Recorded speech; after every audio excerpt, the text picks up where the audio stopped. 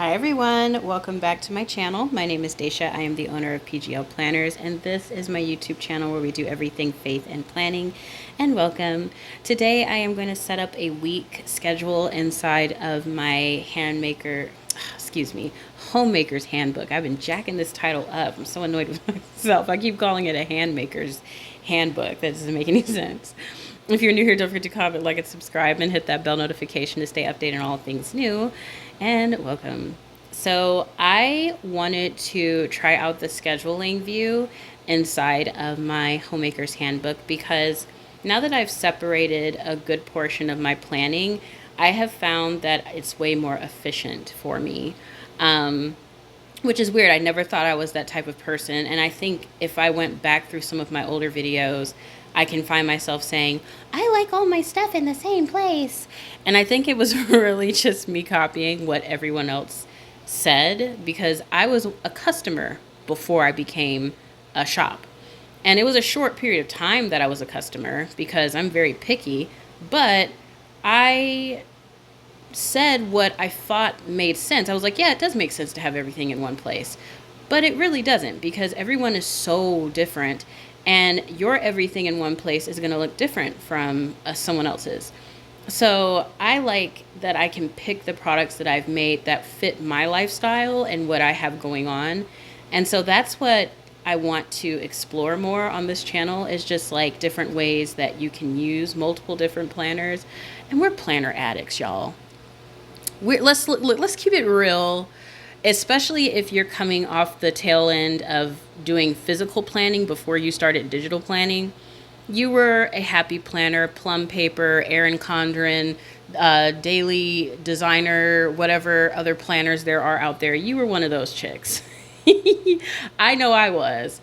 And we just love it. Like, we just love the concept of what it is. Like, it's not even, sometimes it may not even be functional. We just like it. So why not have more of it, right? It's organization at its finest. So yeah, I wanted to explore using this and actually getting a hold on what my family schedule will look like this upcoming week. It's going to be a little weird because we're on a very, very tight budget. Normally on Mondays, we'll kind of splurge a little bit, take the kids out, go around. But we're holding on tight on the budget this time go around because first, if you watch my budgeting videos, you'll hear me saying loud and proud, I'm going to use the Peach Planner for the PGL budget. No. My husband and I sat down and we were like, it's best to just go ahead and combine the funds because in reality, if I go to Target to buy groceries, I more than likely will use the card I have with me. And yes, I numbered this wrong, so I go back and fix it. We're not going to talk about how I obviously can't count. But yeah, so we were like, yeah, let's just combine our funds. And so when I did, I was like, yo, this is really good. Like, I can really see, because obviously in our household, I kind of handle the budget. And I think in scripture, I have to go, don't quote me, but I believe it's described in Proverbs how a woman should be able to handle the finances. I have to go and look. Once again, don't quote me. But I think it is like very beneficial. We tend to be better with money sometimes, and I can say every time. It's not like a over the scope thing because we like to shop and stuff like that. But anywho, all that to say, I was sitting down and budgeting, and we are supposed to be doing a lot of stuff this month with the kids and for my husband's birthday and Father's Day. And since his birthday and Father's Day is combined, it's always a pricey month. So I already have the funds set aside. But with that happening, I'm like, okay, so for us to do anything extra, we should be vigilant of what our groceries are looking like, because sometimes we go in the store and we just buy stuff because we're like, oh, let's try that, let's try this, let's try that. So today when I went to Target, and yes, I'm still shopping at Target, it is just the closest store that we have to us. And because my husband works in the morning, if I run out to the store in the morning, I have to go to what's closest so that he's not behind on schedule. And so Target is closest. But anywho, so I went to Target and I was trying to locate something, I don't know, but I had a budget in my mind. I said, okay, if I look at this, I should spend no more than $37 based on what I need and what I want to spend to make sure that I sit at a very good, happy number in my account, which it's a very happy number. I'm very proud of myself. But so I went in the store and I saw where I go wrong. And I'm so happy I budgeted, because I was like, ooh, I should just look at this, look at that, oh, I should get this and I should get that. And it's like, no, because I had my calculator out, which I did before, but I didn't have a budget. So I would add numbers up, but I wasn't necessarily limited. But with this, I was limited. I had a number in my mind.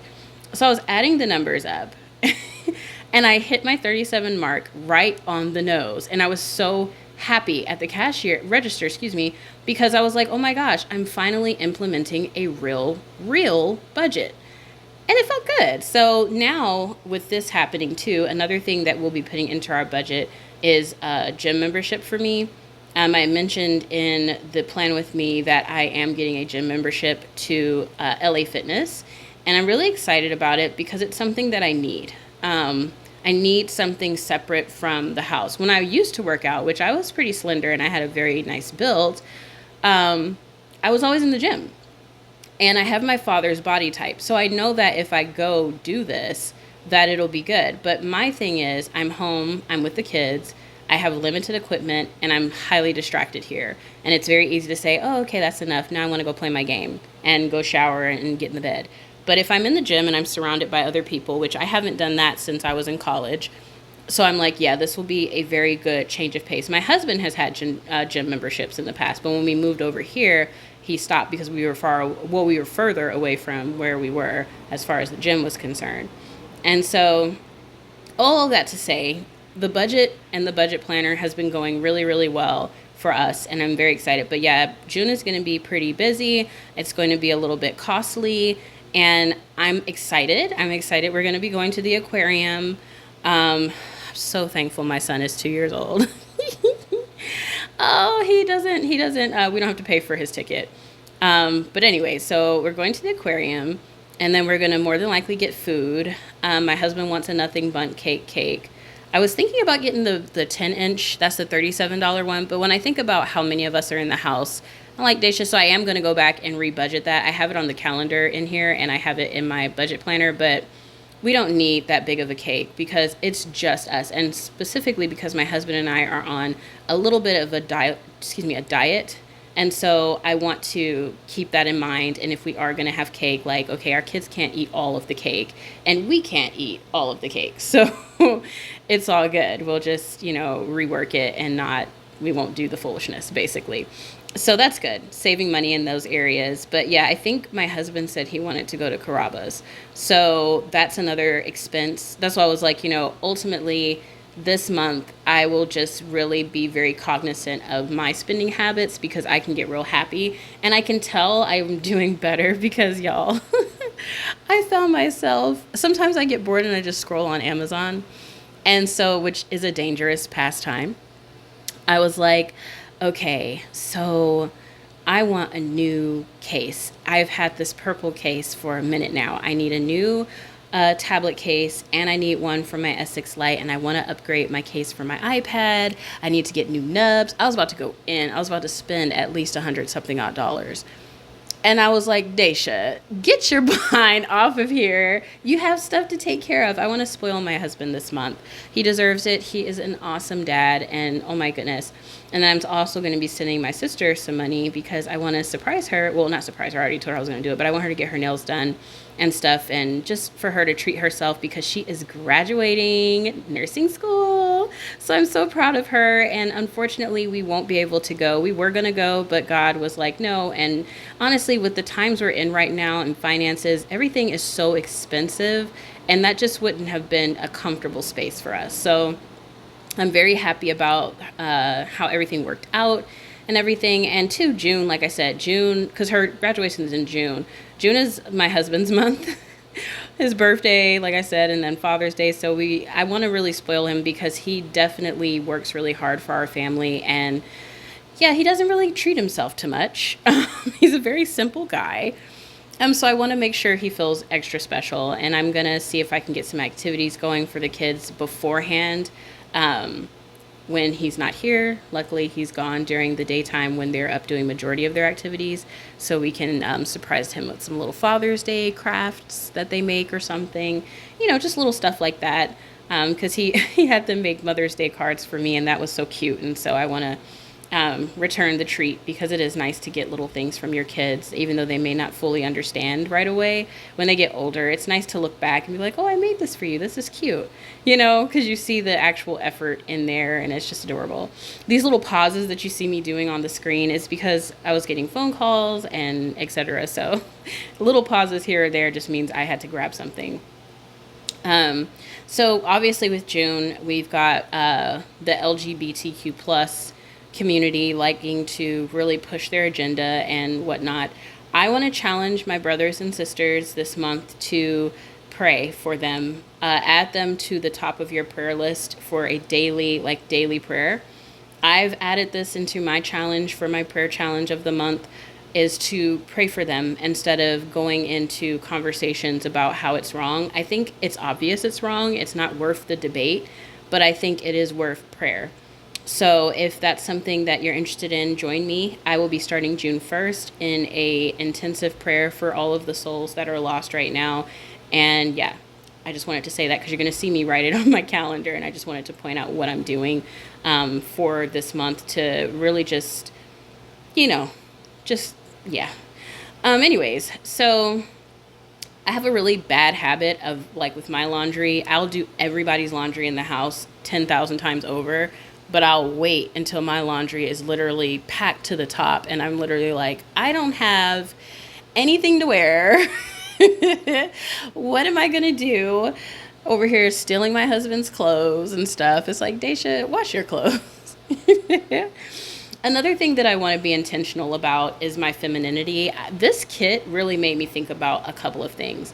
When I first started my business early on, I was very girly. I wore makeup almost every day.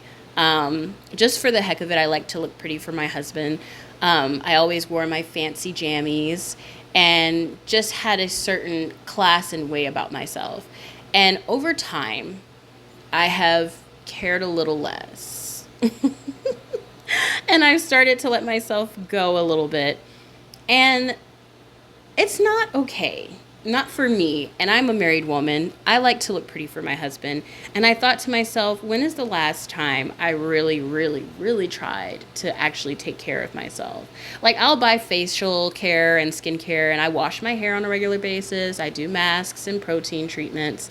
But I've got like $200, $300, $400 worth of makeup sitting in that daggone bathroom. Some of it's probably expired. I'm going to have to throw it away. Like, just a bunch of stuff that I could do to make myself feel good. Because I think about how I used to feel. I would wake up in the morning, I would put on my makeup, get my kids ready, and I would go to my desk feeling like I really got ready for work. And I did. I mean, I was getting ready for work. And I would just feel fabulous, and I felt so good about myself. And I want to get to a place, not back to that point, because there were some things wrong with what I was doing, but I want to get to a space where I'm feeling the best I can with where I am right now. So the gym was definitely one of those things where it was a necessary thing that needed to happen. My husband and I talked about it, and I told him, I was like, I can't work out at home. Like, I need some place where I can work out. And since we have the LA Fitness right by our house, it just makes sense, it makes sense for me to go. And so I was very happy that he agreed with me, and he was like, okay, well, I'll get it for you at the end of the week. So I'm very happy about that. I would go on Monday, but I realized, I'm like, it's Memorial Day, and I don't think they're going to be open. So yeah, you guys see how sloppy, my planning has gotten. Samsung Notes has spoiled the crap out of me. In the other apps, because I have fonts, I was very concerned about a visual, like, aesthetically pleasing spread. But now I'm just like, I be in here just writing, jotting it down. If you saw my plan with me for June, then like, I be going in.